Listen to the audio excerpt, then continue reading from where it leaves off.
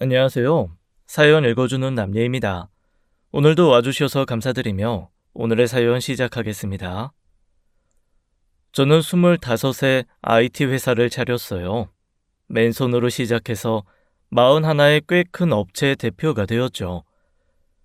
남들은 결혼 정년기에 시집 갈 때 저는 투자자 미팅을 뛰어다녔습니다. 덕분에 통장 잔고는 늘었는데 옆자리는 늘 비어있더라고요. 어느 주말 등산 동호회 정기 모임에서 한 남자를 만났어요. 34, 저보다 7살 어린 청년이었죠. 그 남자가 먼저 제게 다가왔습니다. 혹시 연락처 좀 여쭤봐도 될까요? 산에서 뵌 분 중에 제일 멋있으셔서요. 세상에, 이 나이에 이런 말을 듣다니 귀가 간지러운 건지 뇌가 오작동을 하는 건지 분간이 안 되더라고요. 저도 모르게 번호를 불러줬습니다. 그날 밤 그 남자에게서 연락이 왔어요. 저 오늘 만난 준혁이에요. 다음 주 토요일에 저랑 밥 한번 드실래요? 맛집 제가 알아볼게요. 적극적이더군요. 마치 굶주린 사자가 먹잇감을 발견한 것처럼요. 근데 그 먹잇감이 접니다. 뭐 잡아 먹히는 것도 나쁘지 않겠다 싶었죠. 1년을 만났습니다. 어느 날 준혁이가 자기 친구들을 소개해주겠다며 술자리에 절 데려갔어요. 술자리 중간에 화장실에 갔는데 칸 안에 있는데 누가 들어오더라고요. 목소리를 들어보니 준혁이 여사친들이었습니다. 야, 준혁이 여자친구 봤어? 솔직히 왜 저렇게 나이 많은 여자랑 사귀는지 이해가 안 가. 내 말이 얼굴도 뭐 그냥 그렇잖아. 돈이 많나? 변기 위에 쪼그려 앉은 채로 온몸이 굳었어요. 숨을 쉬는 건지 참는 건지도 모르겠더군요. 저 여자들 입에서 나온 말이 제 폐를 짓누르는 것 같았습니다. 역시 세상은 현실적이구나 싶었죠. 그날 밤 준혁이에게 헤어지자고 말했어요. 나 오늘 화장실에서 네 친구들 얘기 다 들었어. 우리 그만 만나자. 뭐? 무슨 소리야, 갑자기. 나이 많은 여자랑 왜 사귀냐고 하던데? 나도 네 인생에 짐 되기 싫어. 준혁이 표정이 일그러지더니 갑자기 제 손을 덥석 잡았습니다. 누나, 지연아. 사랑의 나이가 무슨 상관이야. 나 진심이야. 걔네가 뭘 알아? 나랑 결혼해줘. 프로포즈였어요. 이별 통보하러 갔다가 청혼을 받았죠. 인생이라는 게 참 알 수가 없더라고요. 헤어지자는 말에 반지 내미는 남자라니 귀가 없는 건가 싶었습니다. 양가 상견례 자리에서 시부모님은 절 귀한 손님처럼 대해주셨어요.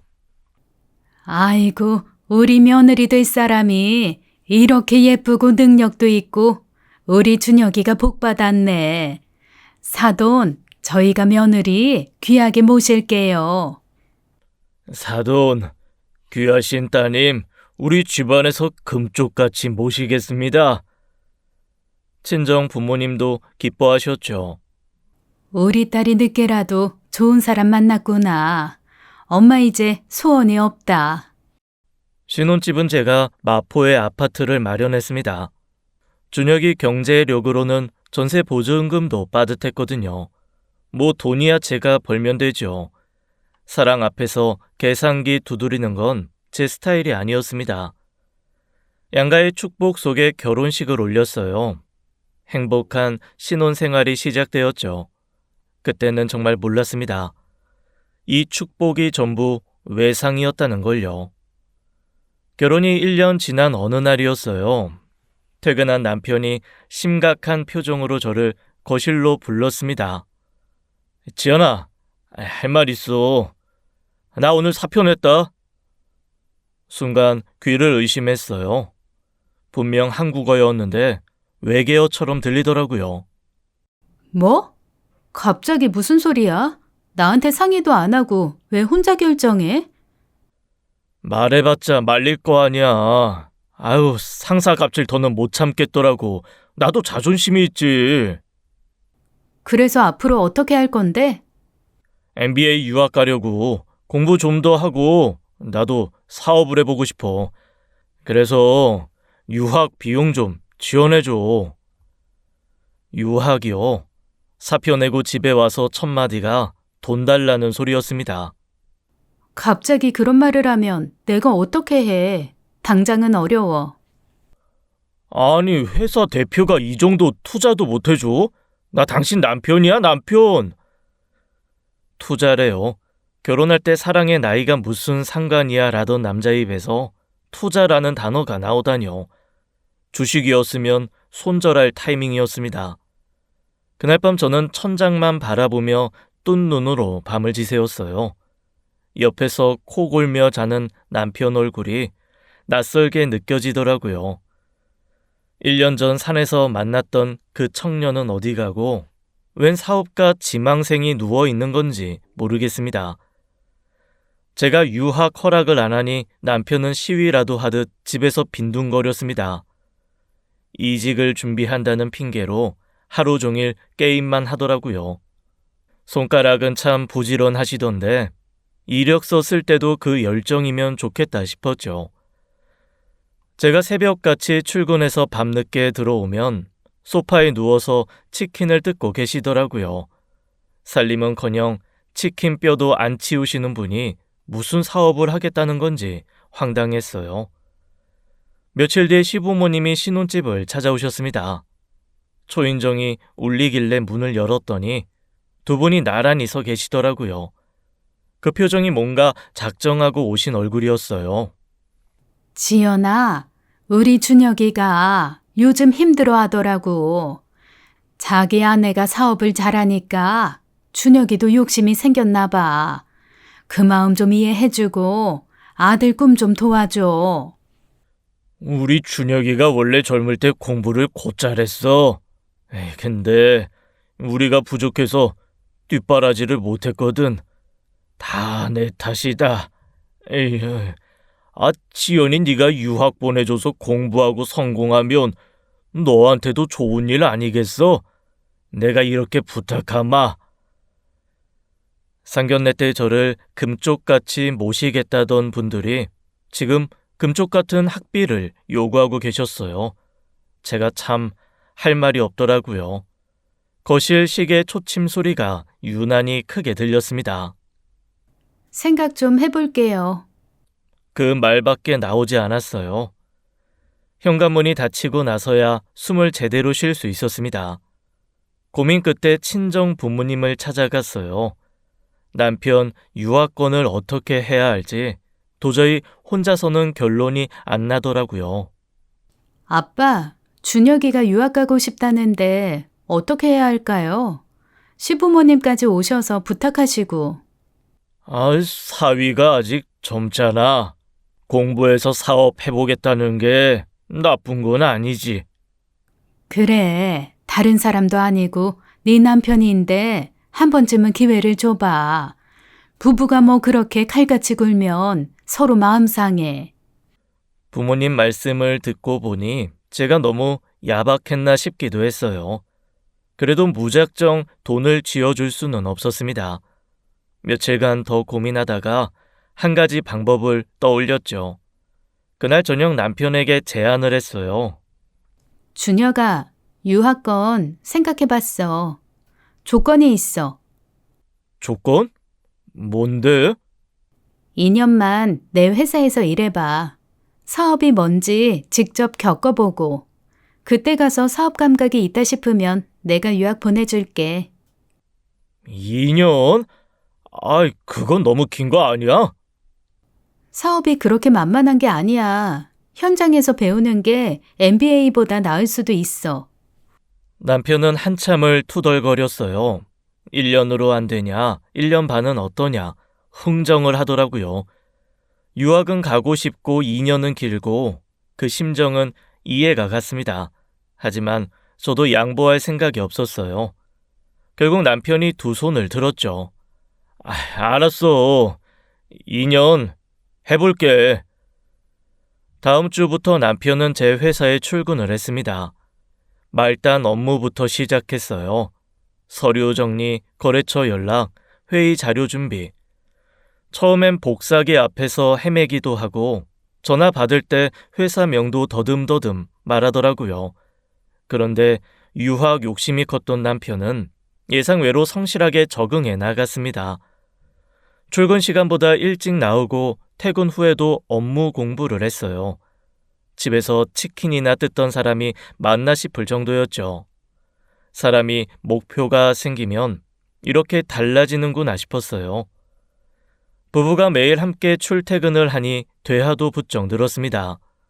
차 안에서 회사 얘기도 하고 주말 계획도 세우고 연애 때보다 사이가 더 좋아진 것 같았어요.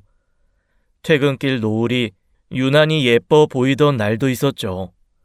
이런 게 부부의 동반 성장이구나 싶어서 마음이 따뜻했습니다. 시부모님도 아들이 열심히 일한다는 소식에 기뻐하셨죠. 지연아, 우리 준혁이 잘 가르쳐줘서 고마워. 다 네 덕분이야. 그 말을 들으니 뿌듯하더라고요. 유학 보내달라고 조르던 게 엊그제 같은데 사람이 이렇게 변하는구나 싶었습니다.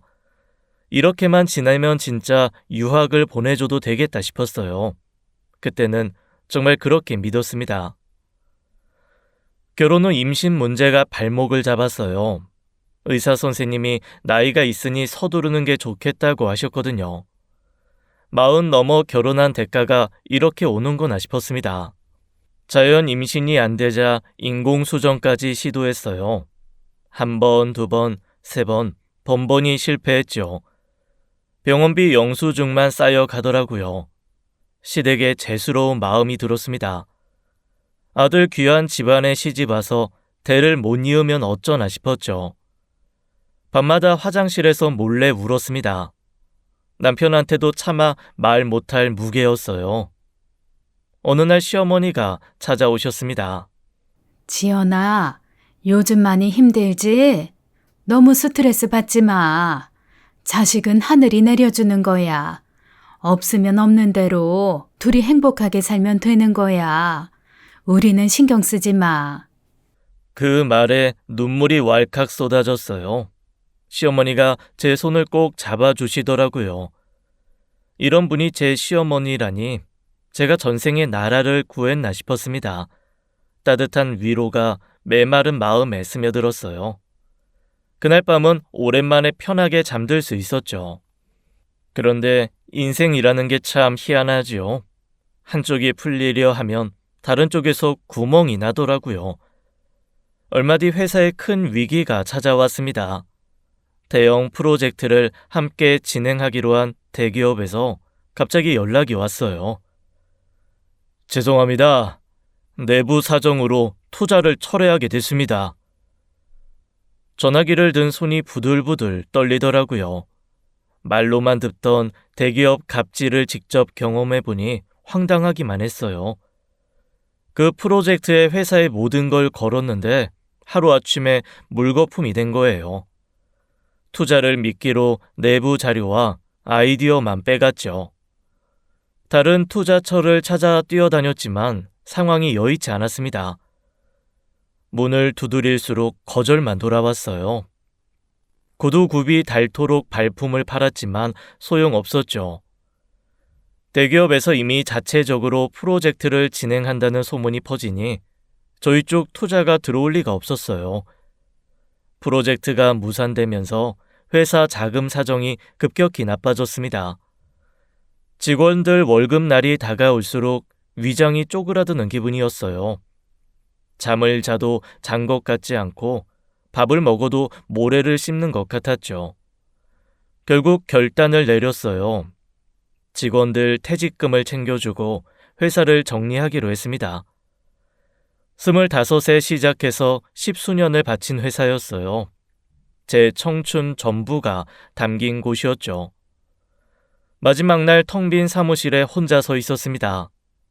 책상도 없고 컴퓨터도 없고 메아리만 울리더라고요. 황당해서 메아리 울리는 사무실에서 노래만 불렀어요. 참 구슬펐죠. 창밖으로 노을이 지고 있었어요. 예전엔 야근하며 보던 노을이 그날따라 유난히 붉었습니다. 그동안 모은 재산도 대부분 날아갔어요. 통장 잔고를 보니 웃음이 나오더라고요. 0이 여러 개 있어야 할 자리에 숫자 몇 개만 덩그러니 남아 있었습니다. 하루아침에 백수가 되었어요. IT 회사 대표에서 무직자로. 명함 파쇄기에 제 명함을 넣었는데 손이 멈추지 않았습니다. 윙 소리와 함께 십수년이 종이 조각이 되었죠. 회사가 망하자 남편의 태도가 180도 바뀌었어요. 유학은 2년 일하면 보내준다며. 그 약속 어떻게 된 거야? 회사가 이렇게 됐는데 어떡해. 나도 어쩔 수 없었어. 그러니까 거짓말로 나 부려먹은 거잖아. 헛고생만 시킨 거네. 목청이 터질 듯이 소리를 지르더군요. 저는 할 말을 잃었습니다. 같은 사람이 맞나 싶었어요.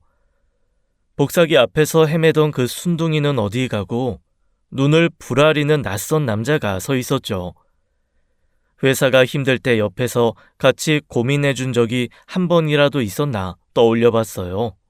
없더라고요. 그저 유학 약속만 앵무새처럼 되뇌던 사람이었습니다. 마포 아파트를 정리하고 김포의 작은 아파트로 이사를 했습니다. 짐을 들이는데 벽이 자꾸 어깨를 치더라고요. 이사 박스를 풀면서 속으로 생각했죠. 그래, 다시 시작하면 되는 거야. 작은 집에서 큰 꿈을 꾸면 안 될 것도 없잖아. 이사 당일 시어머니가 새 집에 찾아오셨습니다.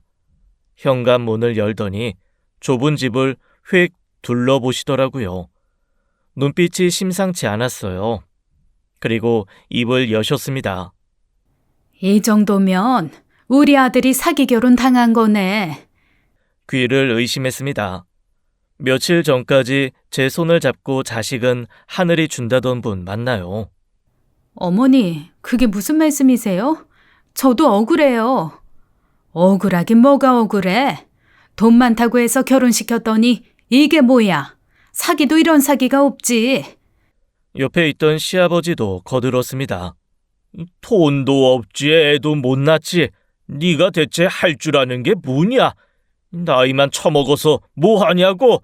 한심해서 원. 전생에 나라를 구했나 싶었는데 알고 보니 전생에 제가 시어머니 나라를 멸망시켰나 봅니다. 따뜻했던 손길이 이렇게 칼날이 될 줄은 몰랐어요. 거실 형광등이 유난히 차갑게 느껴지더라고요. 우리 아들 인생 네가 망쳐놨어. 책임져. 그러게 말이다. 어떻게 책임질 거야? 저 다시 재기할 거예요. 꼭 다시 일어설 거예요. 퍽이나 잘도 재기하겠다. 뭘로? 코웃음이 싸늘하게 방안을 맴돌았습니다. 두 분이 나가시고 나서야 다리에 힘이 풀렸어요. 현관문 앞에 주저앉아 한참을 멍하니 있었습니다. 창밖으로 해가 지고 있었어요. 그래도 포기할 수는 없었어요. 꼭 재기를 해서 이 굴욕을 갚아주겠다고 이를 악물었죠. 한 달 뒤 어느 아침이었어요. 남편이 갑자기 출근 준비를 하더라고요. 양복까지 빼입고 거울 앞에서 머리를 만지고 있었습니다. 어디가? 선배가 하는 회사 일 좀 도와주기로 했어. 당분간 출퇴근할 거야. 무슨 일인데? 뭘 그렇게 꼬치꼬치 캐물어. 나라도 생활비 벌어야 하는 거 아니야? 당신이 돈 벌어다 주는 것도 아니잖아. 뭐 다 같이 손가락이나 빨자고? 말끝에 가시가 돋아 있었습니다. 제가 회사 말아먹은 게 그렇게 죄인가 싶더라고요. 선배 회사라 글쎄요. 뭔가 수상했지만 일단 지켜보기로 했어요. 따져봤자 또 싸움 만날 테니까요. 그런데 이상한 게 있었습니다. 출근한다면서 월급을 가져온 적이 없더라고요. 생활비 번다더니 통장엔 쥐가 쳇바퀴만 돌리고 있었죠. 며칠 뒤 시어머니에게서 전화가 왔습니다. 지연아, 나 좀 보자. 할 말이 있어. 만나자마자 시어머니가 본론을 꺼내셨어요. 우리 준혁이도 살려고 저렇게 발버둥 치는데 너는 뭐 하냐? 맨날 집에서 백수로 놀지 말고 우리 세탁소에 나와서 일해. 생활비라도 벌 수 있잖아. 인생의 아이러니가 이렇게 찾아오는구나 싶었습니다. 그런데 이상하게도 거부감이 들지 않았어요. 오히려 복잡한 머릿속을 비우고 싶었죠. 사업 실패의 기억이 자꾸 머릿속을 맴돌았거든요. 몸이라도 움직이면 생각이 좀 멈출 것 같았습니다. 알겠어요. 나갈게요. 다음 날부터 시어머니 세탁소에 출근을 했습니다. 뜨거운 스팀 다리미질부터 시작했어요. 증기가 얼굴을 후끈 덮칠 때마다 눈앞이 뿌옇게 흐려지더라고요. 드라이 클리닝 기계를 돌리고 세탁물 배달까지 했습니다. 무거운 세탁물 봉지를 들고 아파트 계단을 오르내렸어요. 엘리베이터가 없는 5층 빌라는 저승길 같았죠. 온갖 굳은 일을 도맡았습니다. 키보드 두드리던 손에 물집이 잡혔어요. 하얗던 손이 거칠어지는 게 눈에 보이더라고요. 손톱 밑에 때가 끼고 손등엔 스팀 화상 자국이 생겼습니다. 예전에 네일 아트 봤던 손이 맞나 싶었죠. 하루가 끝나면 온몸이 땀으로 흠뻑 젖었습니다. 등줄기를 타고 흐르는 땀이 허리춤까지 흘러내리더라고요. 퇴근길에 지하철에서 제 냄새가 날까봐 구석에 서 있었어요. 예전엔 향수를 뿌리고 다녔는데 이젠 섬유 유연제 냄새가 제 향수였죠. 그래도 좋은 점이 하나 있었습니다. 잡생각이 안 들더라고요. 너무 피곤해서 생각할 틈이 없었어요. 집에 와서 밤에 침대에 누우면 3초 만에 기절하듯 잠들었죠. 꿈도 안 꿨습니다. 꿈꿀 체력도 없었던 거예요. 그렇게 하루하루를 버텼습니다. 어느덧 세탁소에서 일한 지 2달이 넘었어요. 손에 잡힌 물집이 굳은 살이 되었죠. 그런데 이상한 게 있었습니다. 시어머니가 월급을 줄 생각을 안 하시더라고요. 처음엔 바빠서 잊으셨나 싶었어요. 1달이 지나고 2달이 지나도 월급 얘기가 없었습니다. 제가 먼저 꺼내기가 좀 그랬지만 더는 못 참겠더라고요. 어머니, 저 그동안 일한 거 월급 좀 주실 수 있을까요? 내야 할 공과금도 있고. 시어머니 표정이 순식간에 차갑게 굳었어요. 마치 냉동실 문을 활짝 연 것 같았죠. 뭐? 무슨 소리야? 2달 넘게 일했으니까요. 당연히 월급을 받아야 하지 않을까요? 아니, 가족끼리 무슨 돈 얘기야. 보기 싫게. 월급은 무슨 월급이야. 네? 가족이면 노동력은 공짜인가요? 저 매일 새벽부터 나와서 다리미질하고 배달 다니고 손에 물집 잡히고 화상까지 입었어요. 그게 다 공짜 봉사였어요? 너 지금 나한테 따지는 거야? 시어머니한테? 아니, 준혁이도 네 회사에서 2년 동안 일했잖아. 그건 어떻게 계산할 거야? 준혁이한테는 월급 후하게 다 챙겨줬어요. 다른 직원들보다 더 많이 줬으면 좋지 적게 준 적 없어요. 그리고 그 돈은 준혁이가 힘들게 번 돈이니까 제가 일절 손도 안 댔고요. 그래서 뭐? 그래서 어쩌라고? 네가 회사 말아먹어서 우리 준혁이 유학도 못 가고 인생 꼬인 거잖아. 그거 생각하면 네가 여기서 평생 무급으로 일해도 모자라. 회사가 망한 건 제 잘못이 아니에요. 대기업한테 사기당한 거라고요. 그건 네 사정이고. 어쨌든 네가 우리 아들 인생 망쳐놨잖아. 무급으로 일 좀 한 게 뭐가 대수야. 그래도 밥은 먹여줬잖아. 할 말을 잃었습니다. 이게 사람이 할 소리인가 싶었어요. 2달간 스팀에 찌고 땀에 절여진 제 노동이 그냥 증발해버린 기분이었죠.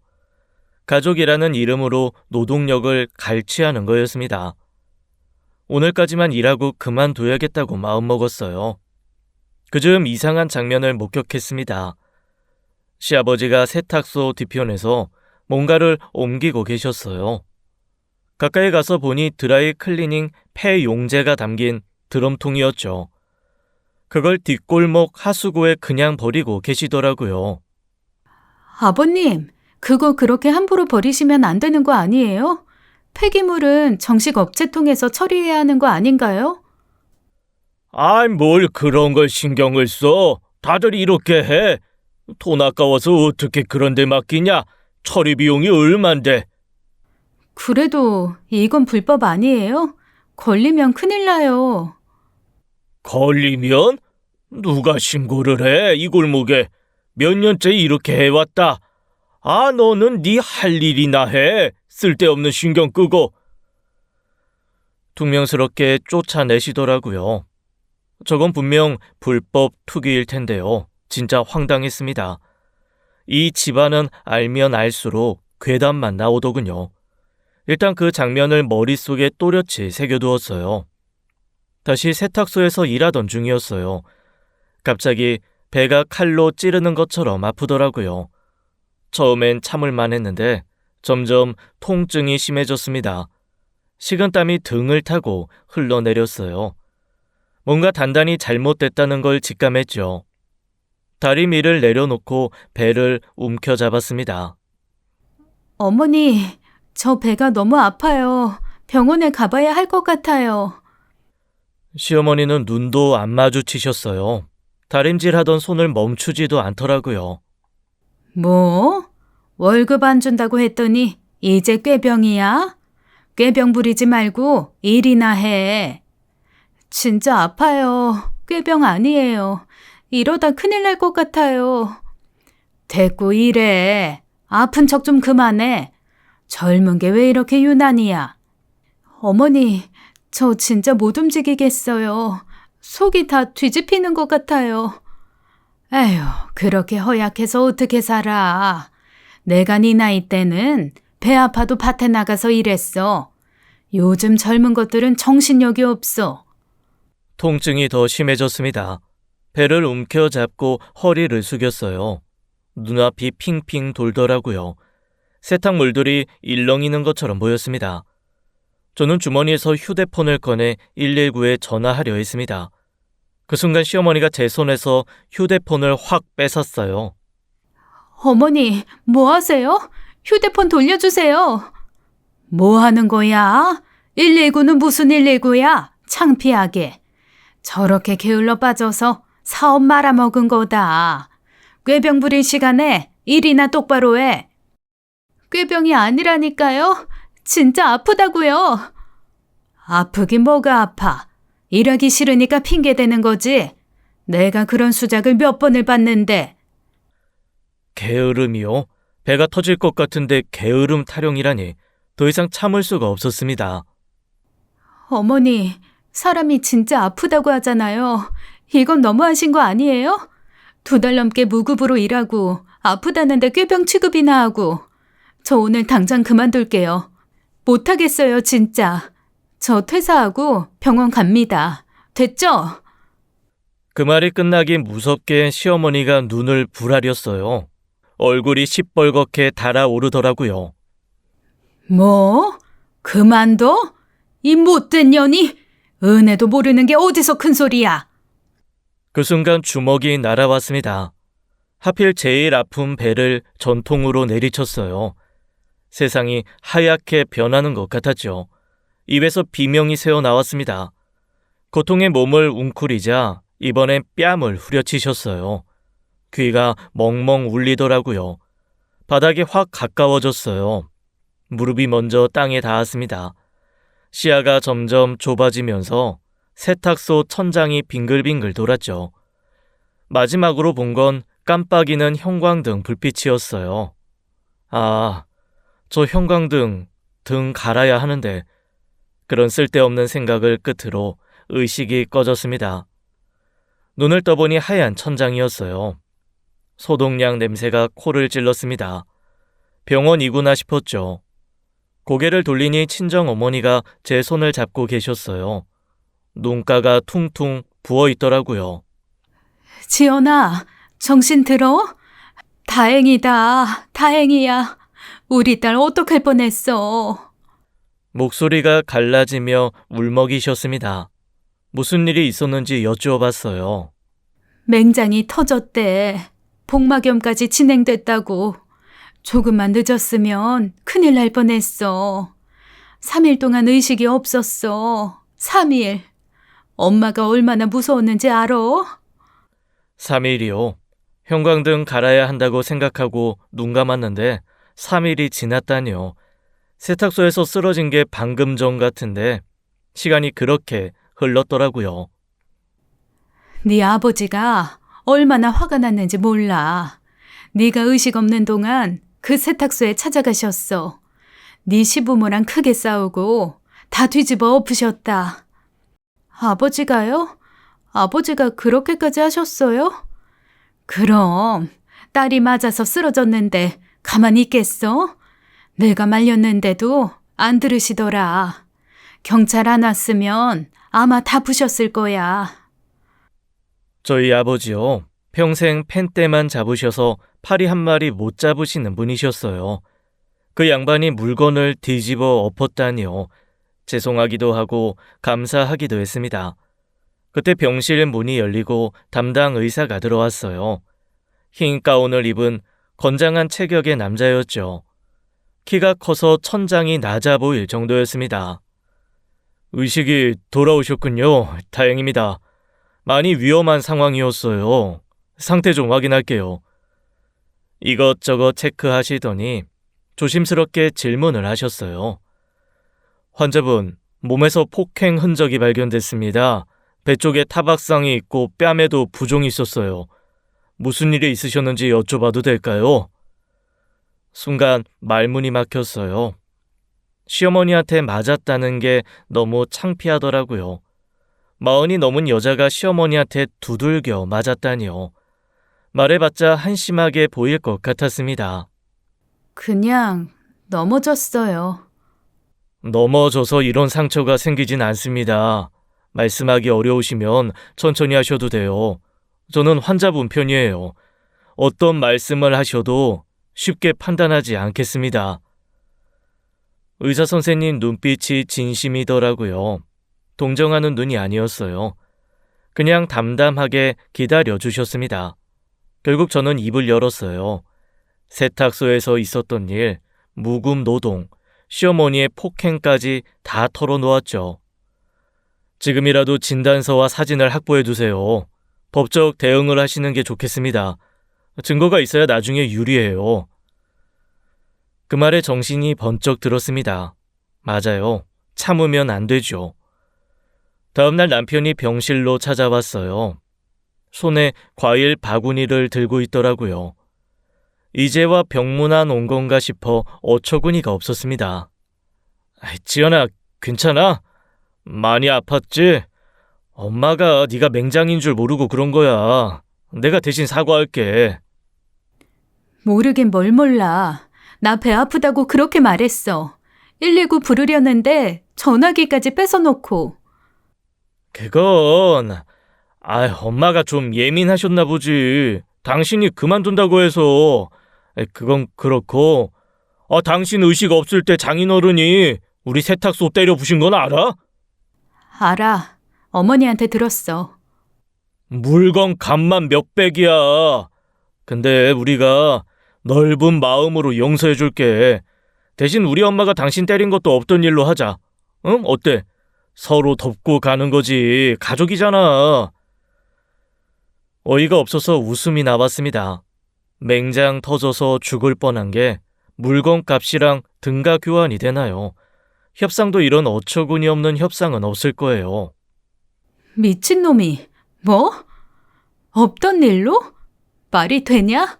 나 네 엄마 폭행죄로 고소할 거야. 살인 미수인가? 남편 표정이 싹 변했어요. 과일 바구니 들고 온 다정한 남편은 사라지고 눈이 매서워지더라고요. 고소? 야, 당신이 먼저 유학 약속 어겨서 이렇게 된 거잖아. 회사 말아먹은 것도 당신이고 그러고도 할 말이 있어? 유학 타령이 또 나왔습니다. 맹장이 터져 복막염에 3일간 의식불명이었던 아내에게 유학 얘기라뇨. 이 새끼 내 속에는 유학밖에 없었나 싶었어요. 그때 병실 문이 벌컥 열렸습니다. 친정 아버지가 서 계시더라고요. 남편의 말을 다 들으신 모양이었어요. 아버지 얼굴이 시뻘겋게 달아올라 있었습니다. 이 자식이 아직도 정신을 못 차렸어? 아버지가 성큼성큼 다가가시더니 남편 멱살을 확 잡으셨어요. 그리고는 뺨을 후려치셨습니다. 찰싹찰싹 병실의 소리가 쩌렁쩌렁 울렸죠. 파리 한 마리 못 잡으시던 아버지가 맞나 싶었습니다. 아이 장인어른 왜 때려요? 닥쳐! 내 딸 죽게 만들어 놓고 무슨 말이 이렇게 많아? 아버지가 남편을 질질 끌고 병실 밖으로 나가셨어요. 복도에서 남편이 쫓겨나는 소리가 들렸습니다. 간호사들이 웅성거리는 소리도 났죠. 잠시 후 아버지가 손을 털며 돌아오셨습니다. 숨이 좀 차신 것 같았어요. 그래도 표정은 시원해 보이더라고요. 아빠, 엄마, 나 이혼할 거야. 그래, 잘 생각했다. 저런 놈이랑 살면 안 돼. 쓰레기 같은 놈. 우리 딸, 엄마 아빠가 다 도와줄게. 걱정 마. 두 분이 제 손을 꼭 잡아주셨어요. 창밖으로 햇살이 들어오더라고요. 이젠 진짜 끝내야겠다고 마음을 굳혔습니다. 퇴원 후 곧바로 변호사를 찾아갔어요. 친정 아버지 지인분이셨는데 이혼 전문으로 꽤 유명한 분이셨죠. 그동안 있었던 일을 처음부터 끝까지 설명했습니다. 결혼 초부터 유학 타령, 남편이 회사에서 2년간 일한 것, 회사가 망하고 난 뒤 시댁의 돌변, 세탁소 무급 노동, 시어머니 폭행까지요. 변호사 선생님이 메모를 하시다가 펜을 멈추셨어요. 이게 다 사실입니까? 네, 진단서랑 증거도 있어요. 시어머니 폭행 진단서, 2달간 무급 노동 증거, 남편의 정신적 학대 정황, 이 정도면 충분히 승소할 수 있습니다. 위자료도 제대로 받아낼 수 있어요. 걱정 마세요. 변호사 선생님이 자신 있게 말씀하셨어요. 이혼소장 작성을 의뢰하고 사무실을 나왔습니다. 그런데 저는 거기서 멈출 생각이 없었어요. 당한 만큼만 돌려주면 그건 본전이잖아요. 이자까지 받아야 장사가 되는 거죠. 흥신소를 고용했습니다. 시댁 전체를 뒷조사해달라고 의뢰했어요. 시아버지가 뭔가 불법적인 일을 하는 것 같아요. 세탁소 뒤편에서 수상한 행동을 봤거든요. 폐용제를 몰래 버리던데 그것도 조사해 주세요. 그리고 남편이 다닌다는 선배 회사도 집중적으로 조사해 주세요. 출근한다면서 월급을 한 번도 안 가져왔어요. 알겠습니다. 2주 정도 시간 주시면 중간보고 드리겠습니다. 2주가 지났어요. 흥신소에서 중간조사 결과가 도착했습니다. 서류 봉투를 여는데 손이 떨리더라고요. 무슨 내용일지 긴장이 됐죠. 첫 장을 펼쳤습니다. 남편이 출근한다던 선배 회사는 선배 회사가 아니었어요. 윤세라라는 여자가 운영하는 쇼핑몰 사무실이었죠. 남편은 거기서 그 여자 사진을 찍어주고 있었습니다. 쇼핑몰 모델 사진이요. 선배 회사 일을 도와준다더니 내연녀 사진사 노릇을 하고 있었던 거예요. 월급을 안 가져온 이유가 있었습니다. 월급이 아니라 데이트 비용으로 다 쓴 거였죠. 다음 장을 넘겼습니다. 모텔 출입 사진이 나왔어요. 남편과 그 여자가 손잡고 들어가는 모습, 나오는 모습, 시간까지 찍혀 있었죠. 영상 파일도 있었습니다. 한두 번이 아니더라고요. 날짜를 보니 제가 세탁소에서 일하던 기간과 딱 겹쳤습니다. 손이 부들부들 떨렸어요. 서류를 쥔 손에 힘이 들어가서 종이가 구겨지더라고요. 생활비 번다며 당당하게 출근하던 그 얼굴이 떠올랐습니다. 제가 세탁소에서 스팀에 찌고 땀에 절여질 때 그 인간은 바람을 피우고 있었던 거예요. 분노가 발끝에서부터 치밀어 올랐습니다. 온몸이 부르르 떨렸죠. 이혼만으로는 안 되겠더라고요. 저 인간들을 완전히 박살내야겠다고 결심했습니다. 퇴원 후에도 정기적으로 병원을 다녔어요.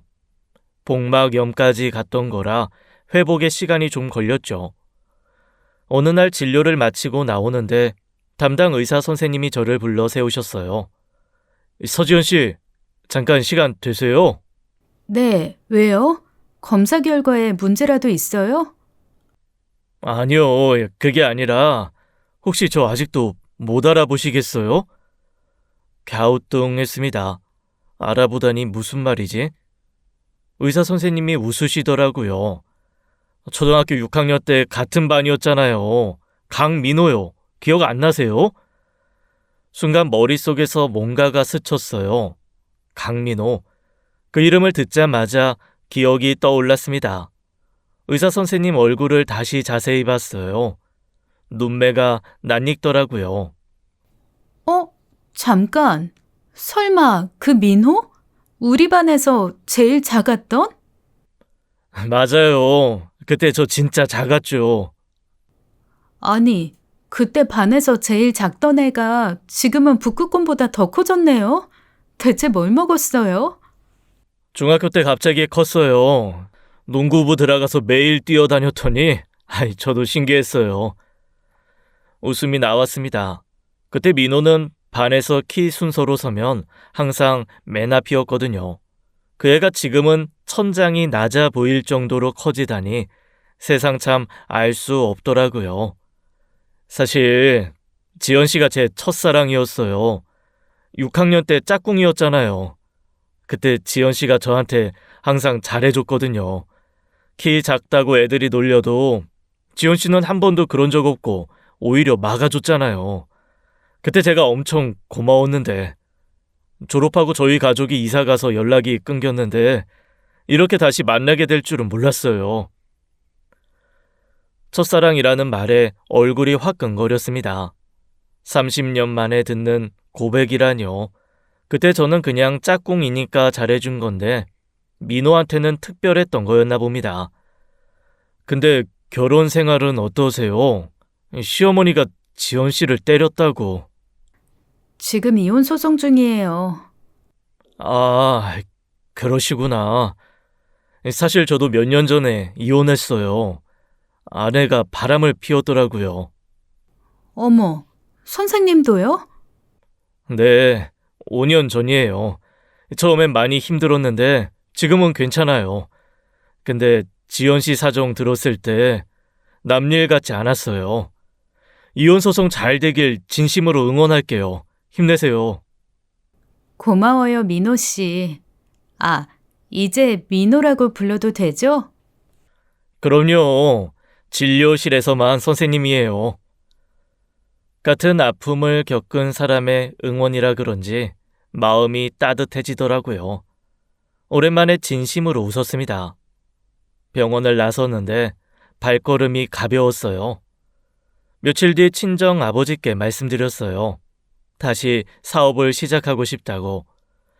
아버지가 작은 규모로 시작할 수 있게 도와주셨습니다. 예전처럼 큰 회사는 아니지만 다시 일어설 수 있다는 게 중요했죠. 제게 첫 발을 내딛었습니다. 흥신소에서 최종 조사 결과가 도착했어요. 남편 외도 증거를 받고 2주가 더 지난 뒤였죠. 봉투를 열어보니 시아버지 관련 자료가 들어있었습니다. 새벽에 드럼통을 골목에 버리는 사진이 선명하게 찍혀 있더라고요. 제가 직접 목격했던 그 장면이었어요. 날짜와 시간까지 기록되어 있었죠. 여러 번에 걸쳐 버린 것도 확인됐습니다. 상습 범이었던 거예요. 이제 퍼즐 조각이 다 모였습니다. 남편의 외도 증거, 시어머니의 폭행 진단서, 시아버지의 불법 투기 증거, 복수의 재료가 풍성해졌어요. 요리를 시작할 때가 된 거죠. 부동산 정보를 뒤지다가 눈이 번쩍 뜨였습니다. 시댁 세탁소가 입주한 건물이 매물로 나와 있더라고요. 건물주가 고령이라 매각을 원한다는 정보였어요. 심장이 쿵쾅거렸습니다. 이건 하늘이 주신 기회다 싶었죠. 친정 아버지를 찾아갔어요. 아빠, 부탁이 있어요. 돈 좀 빌려주세요. 얼마나 필요한데? 건물 살 돈이요. 시댁 세탁소 있는 건물이 매물로 나왔어요. 그 건물을 왜 사려고? 복수요. 아버지가 잠시 저를 바라보시더니 고개를 끄덕이셨어요. 알았다. 얼마든지 빌려줄게. 이자도 없다. 대신 확실하게 해라. 아버지도 시댁에 맺힌 게 많으셨죠. 세탁소 찾아가셔서 때려 부수다가 경찰서까지 가셨으니까요. 자금을 확보하고 바로 건물주를 찾아갔습니다. 요즘 젊은 사람이 건물에 관심이 있으시다니 반갑네요. 제가 나이가 많아서 관리가 힘들어요. 빨리 넘기고 싶었는데 잘 됐어요. 네, 제가 잘 관리할게요. 걱정 마세요. 매매 계약은 생각보다 수월하게 진행됐어요. 건물주 할아버지가 빨리 정리하고 싶어 하셨거든요. 계약서에 도장을 찍는 순간 손이 떨렸습니다. 흥분 때문이었죠. 등기 이전이 완료됐어요. 저는 그 건물의 새 주인이 되었습니다. 세탁소에서 스팀에 찌고 땀에 절여지던 며느리가 이제 건물주가 된 거예요. 인생 참 알 수 없었죠. 변호사와 상의해서 임대차 갱신 거절 통지서를 작성했어요. 건물 노후로 인한 대규모 수리가 필요하다는 정당한 사유를 명시했죠. 법적으로 하자 없이 깔끔하게 준비했습니다. 이 정도면 법적으로 문제 없습니다. 정당한 사유가 충분해요. 감사합니다. 확실하게 해주세요. 내용 증명을 시댁 세탁소 앞으로 직접 발송했어요. 우체국 창고에서 접수증을 받아드는데 손끝이 짜릿했습니다. 밖으로 나오니 하늘이 유난히 맑더라고요. 입꼬리가 저절로 올라갔어요. 이제 시작이었습니다. 다음날 시어머니에게서 전화가 왔어요. 내용 증명을 받으신 모양이었죠. 전화기 너머로 고함 소리가 들렸습니다. 여보세요? 거기 건물주예요? 이게 뭐야? 갱신 거절이 웬 말이야? 우리가 여기서 10년 넘게 장사했어. 상가 건물 임대차 보호법 몰라? 정당한 사유 없이 쫓아낼 수 없다고. 아직도 건물주가 저인 줄 모르시더라고요. 전화도 하나 새로 맞춰 아마 몰랐을 거예요. 저는 가만히 듣고만 있었어요. 법대로 하자고요. 법대로. 변호사 선임할 거야. 두고 봐요. 일방적으로 전화를 끊어버리셨습니다. 뚜뚜뚜 소리가 나더라고요. 저는 웃음이 나왔어요. 법대로 하자고요? 좋지요. 저도 그러려던 참이었거든요. 변호사에게 연락했습니다. 상대가 법적으로 다투겠다고 하면 시간이 좀 걸릴 수 있어요. 각오하셔야 합니다. 저는 차분하게 미소를 지었어요. 괜찮아요. 다른 카드가 있거든요. 서랍에서 흥신소 자료를 꺼냈습니다. 시아버지가 새벽에 드럼통을 버리던 사진이었죠. 그때 저한테 신경 끄라고 하셨었는데 기억해두길 잘했네요. 쓸모가 있을 것 같다던 그 장면이 드디어 빛을 발할 때가 온 거예요. 환경부와 구청 위생과에 신고서를 접수했습니다. 폐기물 관리법 위반으로요. 드라이클리닝 용제인 퍼클로로 에틸렌 무단투기, 공중위생관리법 위반으로 유기용제 관리 부실도 함께 신고했죠. 신고서를 작성하는 내내 손이 경쾌하게 움직였습니다. 이렇게 뿌듯한 민원 접수는 처음이었어요. 며칠 뒤 환경부 단속반이 세탁소에 불시 점검을 나갔어요. 저는 멀리서 지켜봤습니다. 단속반 차량이 세탁소 앞에 서더니 직원들이 우르르 들어가더라고요. 시어머니가 당황해서 뛰쳐나오는 모습이 보였어요. 손을 휘휘 저으시며 뭐라고 해명하시는 것 같았죠. 시아버지도 뒤따라 나오시더니 머리를 긁적이시더라고요. 그 광경을 보는데 커피가 꿀맛이었습니다. 날씨도 좋고 복수도 좋고 완벽한 오후였죠. 점검 결과는 참담했죠. 폐기물 처리 대상 허위 기재, 용재 보관 기준 위반. 다들 이렇게 한다던 시아버지 말씀이 생각나더라고요. 다들 이렇게 하다가 다들 이렇게 걸리는 거였습니다. 세탁소는 폐기물 관리법 위반으로 과태료 1,000만 원 처분을 받았어요. 거기에 공중위생관리법 위반으로 영업정지까지 내려졌죠. 시댁은 영업정지 기간 동안 수입이 완전히 끊기게 됐습니다. 세탁소 셔터가 내려간 모습을 보니 감회가 새롭더라고요. 제가 스팀에 찌고 땀에 절여지던 그 장소였으니까요. 법대로 하자더니 법대로 됐네요. 영업정지 처분이 내려지고 며칠 뒤였습니다. 제가 새로 오픈한 사무실로 불청객이 찾아왔습니다. 시부모님과 남편이었죠. 문을 열고 들어오자마자 시어머니가 저를 보고 멈칫했어요. 뭐야, 여기가 네 사무실이야? 그럼 건물주가? 네, 접니다. 뭐? 네가 건물주라고? 그럼 처음부터 복수하려고 건물을 산 거야? 이런 미친년이? 네, 그렇습니다. 이 못된 년이 어떻게 그럴 수가 있어? 네 시어머니한테 이래도 되는 거야? 가족한테? 시어머니요? 가족이요? 며느리 배 아프다는데 꾀병이라고 전화기 뺏고 주먹으로 배 때리고 뺨 후려쳐서 병원에 실려가게 한 분이 시어머니세요? 저한테 시어머니는 없어요, 아줌마. 시어머니 입이 딱 닫혔습니다. 할 말이 없으신 모양이었죠. 남편이 시어머니를 말리며 앞으로 나섰습니다. 엄마, 잠깐만. 화내면 좋을 거 없어.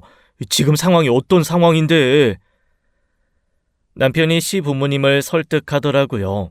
영업정지에 과태료의 퇴거 통보까지 화낼 처지가 아니라는 걸 아는 모양이었죠. 시어머니 표정이 바뀌었습니다. 분노에서 애원으로 참 빠르게도 바뀌더라고요. 지연아, 제발 한 번만 봐줘. 우리가 잘못했어, 응? 한 번만 봐줘. 금쪽같이 모시겠다던 입에서 빌어먹는 소리가 나오더라고요. 상견례 때 그 다정하던 목소리가 맞나 싶었습니다. 시아버지도 고개를 숙이셨어요. 우리가 잘못했다. 제발 한 번만 봐주라. 잘못요? 돈도 없고 애도 못 낳는 며느리라고 하셨잖아요. 나이만 처먹어서 뭐하냐고 한심하다고 하셨고요. 아, 그리고 폐용제 불법 투기는 잘못 아니에요?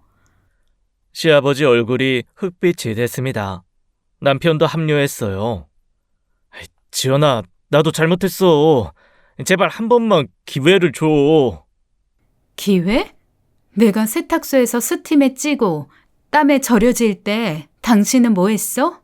내연녀 사진 찍어주면서 모텔 드나들었잖아. 그러면서 생활비 번다고 했고 그게 기회를 달라고 할 자격이 있는 사람이니? 남편 얼굴이 사색이 됐습니다.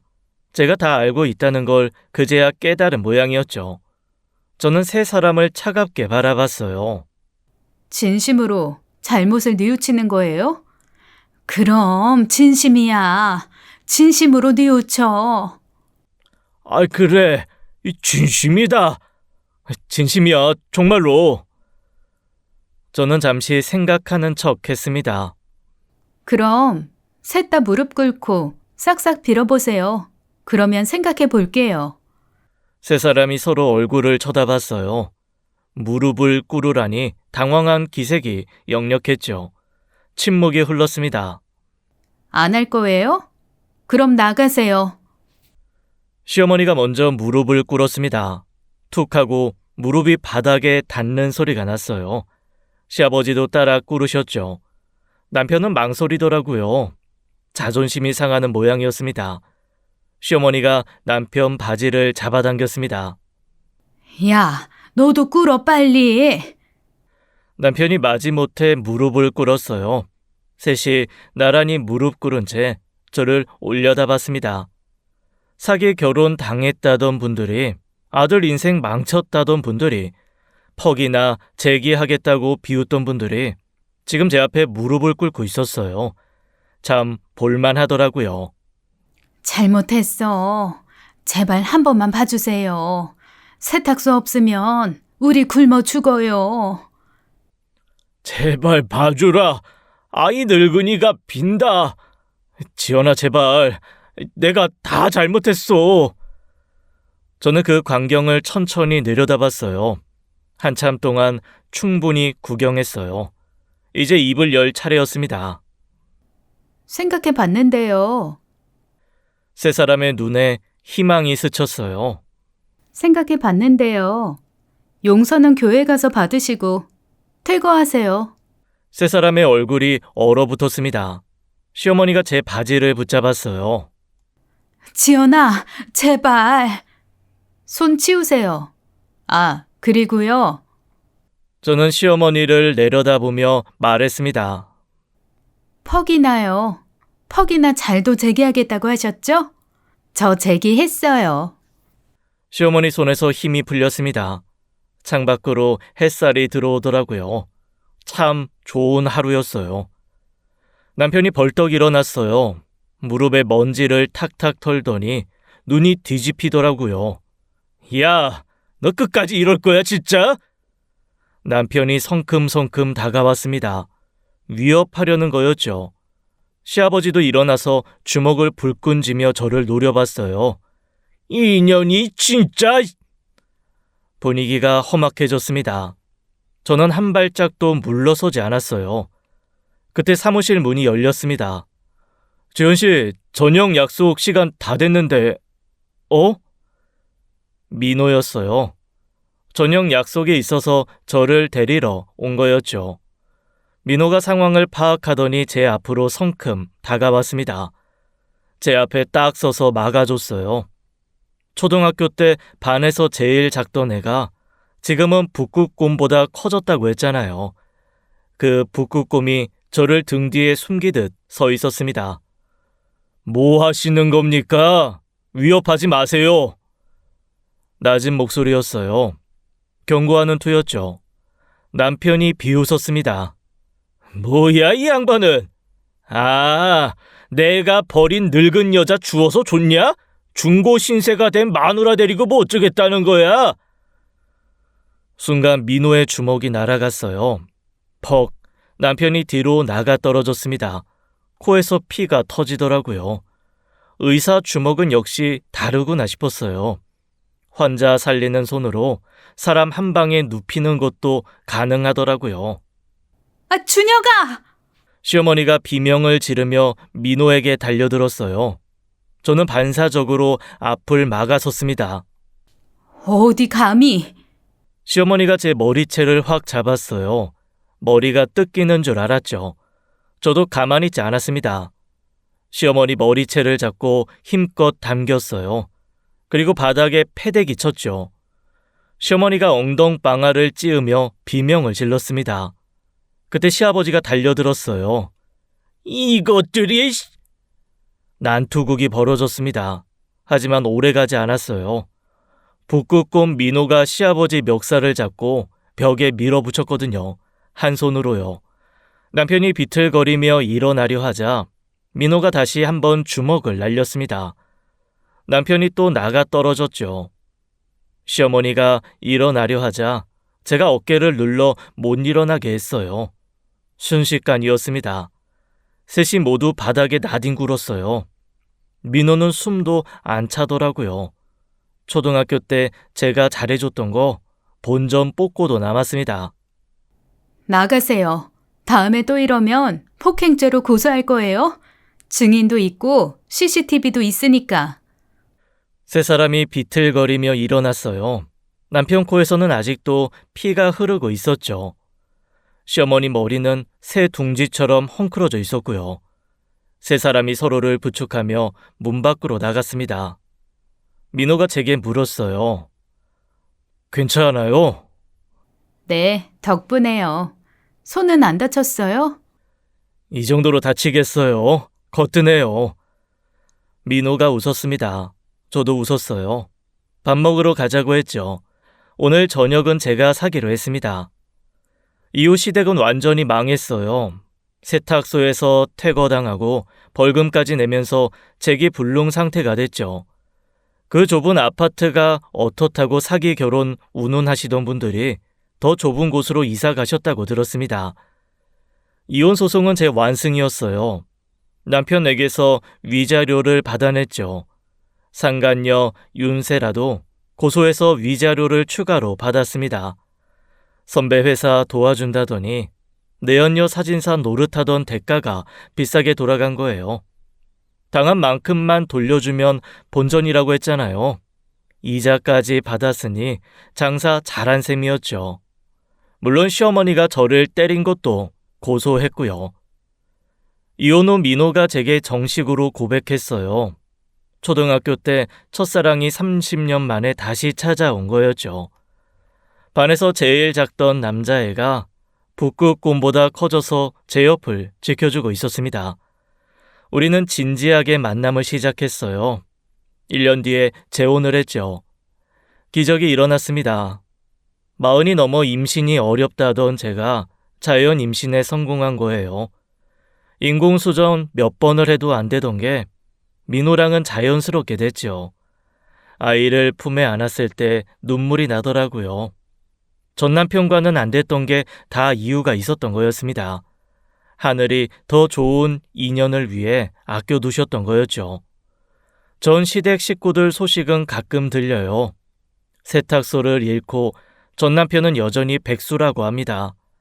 30 중반에 유학 타령하던 남자가 40이 다 돼서도 유학을 못 갔죠.